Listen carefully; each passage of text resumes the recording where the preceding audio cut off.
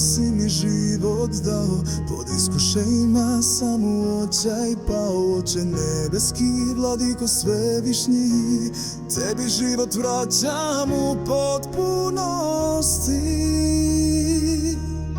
Ti daješ i uzimaš, što su volje tvoje, sve što imam tebi se, Bože, predaje. Sve što činiš je uvek pravedno, učini da moje srce ostane verno.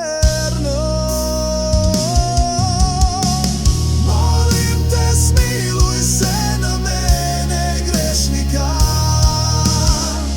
i ne oduzimaj od mene duha svoga, da ne klonem u iskušenju niti očaju, da te blagosiljam u radosti aveju.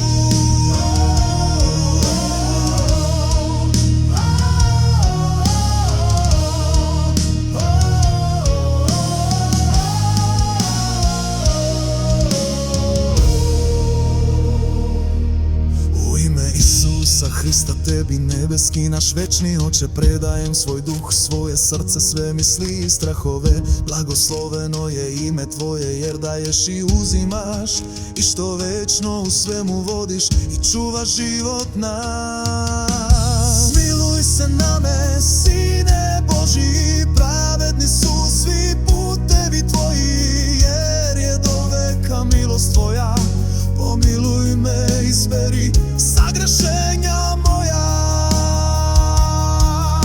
Sagreših u nemaru i padoh iznenada, molim te i preklinjem za milost sada. Sveta volja tvoja neka bude volja moja, slavit ću te za života svoga, aliluja.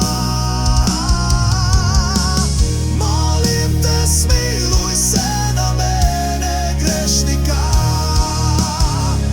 i ne oduzimaj od mene duha svoga, da ne klonem u iskušenju niti očaju, da te blagosiljam u radosti aveju.